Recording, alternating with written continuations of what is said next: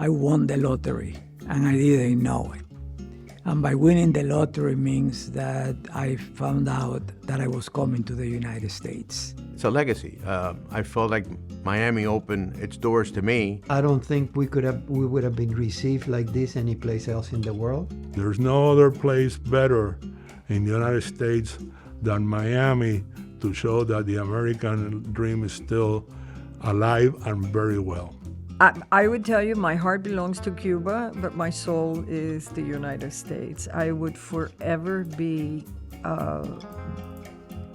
thankful and graceful for the United States for allowing us to come in and become a citizen, become part of this great nation that we live in. I wonder if she, my grandmother, could possibly have imagined that her choices would lead, and then I showed the next photograph of me signing the charter, the membership book of the American Academy of Arts and Sciences that was begun by John himself Adams, the second president of the United States, the first class of which included Tom Jefferson and Georgie Washington. How could she have imagined that her choices would lead to that American story? I used to work in a Winn-Dixie as a bag boy. Later, I was on the board of Winn-Dixie.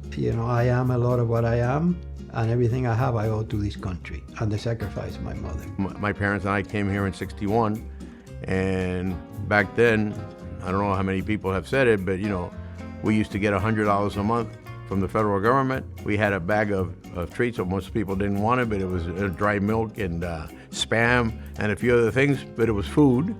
And the fact is that if it wouldn't have been for Miami opening the doors to us, we might still be in Cuba and going through a tough time. So I felt I owe something to the city. Our parents and grandparents had it hard. They didn't let anything come in their way to succeed and to work hard and to build family and to build community. You cannot take anything for granted. No one's going to give you anything. When I was starting at the Miami Herald, I knew that I had to be better than Ralph Smith. I had to do better than Ralph so I could get the next job. You have to show everybody that you're going to work harder than everybody else. You have to set the tempo, the beat, and so there was no messing around. I was the first one there and the last one out. You either made it or you didn't make it, et cetera, et cetera. So early on, I knew that I had to be better than anyone else. Whatever I had to do, I had to do. I am going to make it, and whatever it takes, that's what I'm going to do. The American dream is reaching your full potential. You're giving the tools to become successful, and it is up to you to reach that success. It is the ultimate gift. It is the gift of freedom. It is the gift of opportunity. It is the gift that if you put your energy, your effort, your time, your compassion, your understanding to work, you can be rewarded. One year we said, let's go skiing. And a little group from school joined us. It was 30 some of us. Second year it was 100 and some of us. And the third year we were chartering 2 planes and taking them over New Year's to Vail, Colorado. 1989 we started Express Travel. It warranted that business grew and grew and grew. Try to get a line of credit with 3 housewives, stay-at-home moms trying to play businesswoman. Just try that. Go to bank after bank after bank, and they look at you like, and then we just proved everybody wrong, I have to say. Biggest professional success has been to occupy positions that people thought women couldn't occupy, such as becoming chairman of U.S. Century Bank, such as becoming the leader, the president of the #1 Hispanic advertising agency in the country. And I tried to find refuge in other Hispanic women. These women, who were all professional and entrepreneurial women, gave each other support and help in dealing with this kind of prejudice. That has been a tremendous pleasure for me, to open roads so that other women could also occupy those positions in the future. One of my favorite sayings is, it's better to be lucky than good. I have been very fortunate, in almost everything. But you have to take advantage of your luck. A lot of people get the breaks, but they don't know how to use the breaks.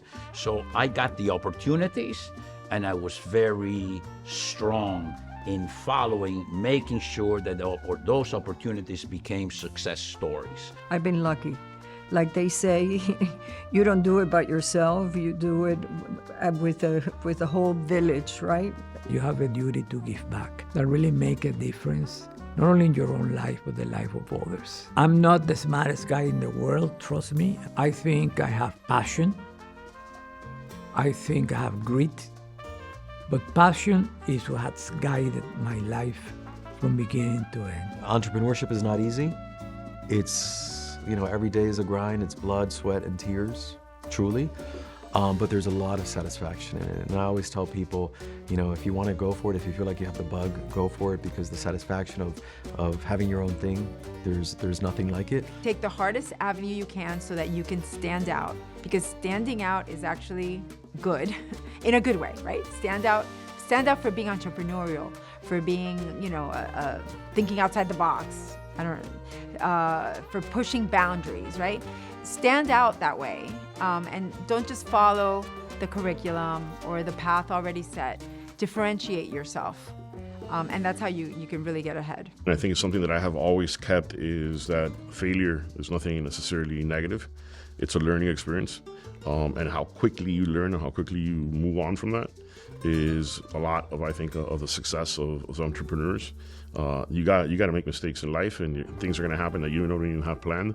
And the idea is, how quickly do you get up and go? You might start slow, but you dream and keep dreaming and keep dreaming, and you'll get there somehow with hard work and a vision. You have to be disciplined, very, very disciplined, and you have to be perseverant. You have to work long hours and like it and like what you do. If you like what you do, then it's not a job. Work ethic is a big deal. It's a big deal to be able to succeed and to be able to be good at whatever you do. You've got to have that work ethic behind you. So I outwork everybody. If I had to work 24 hours a day, I would work 24 hours a day. If I can get 2 hours sleep, I would get 2 hours sleep. Whatever it was, I knew I had to be better, and I always had to be better at it, to keep pushing and pushing and pushing. One thing about me, I don't take no easily. I don't like no, and I figure that no is not a good word. I don't use it with my clients. I don't use it with my friends. I get to live the American dream, to be very frank with you. I get to see what might have been considered very tough or adverse, and turn that adversity into a silver lining. I took advantage of the opportunities of this country. To me, as important as it was to achieve things that I wanted to achieve, I felt that responsibility to give back to the community and give back to this country. I'm very proud to be a Cuban American, but also very proud to be an American Cuban.